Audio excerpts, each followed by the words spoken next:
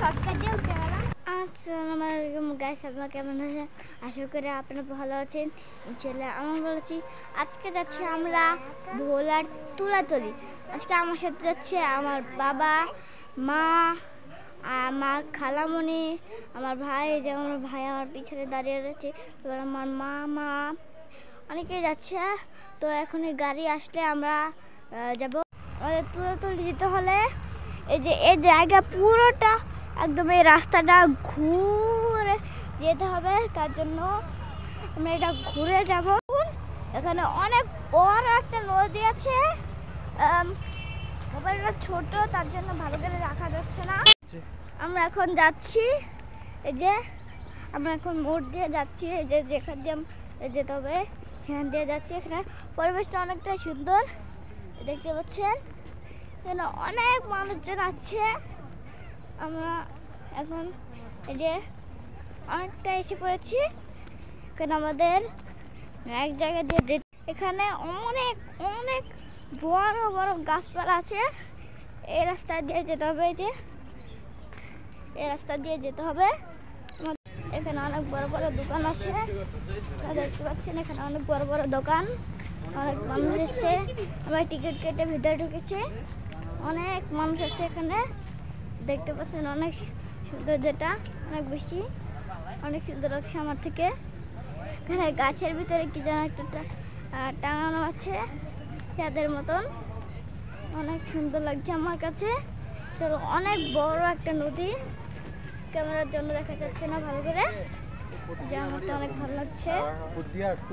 দেখতে পাচ্ছেন অনেক সুন্দর জায়গাটা।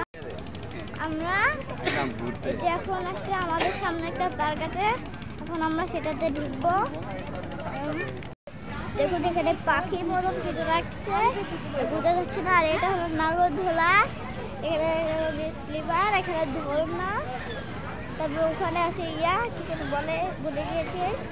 তোর জন্য এই যে একটা মেয়ে উঠে, এখন মেয়ে উঠছে।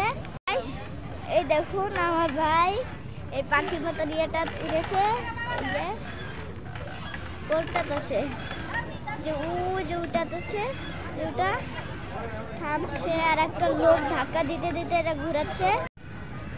আমরা এখন যাচ্ছি আমার খেলনা কিনতে, গুল্লি খেলনা, যেটা লেজার লাইট দিয়ে চলে।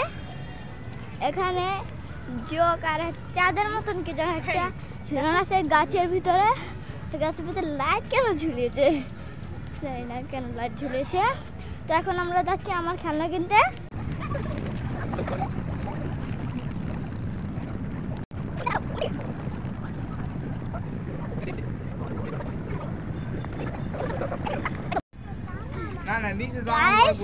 আমরা নদীর অনেকটা কাজ চলে এসেছি, অনেকটা।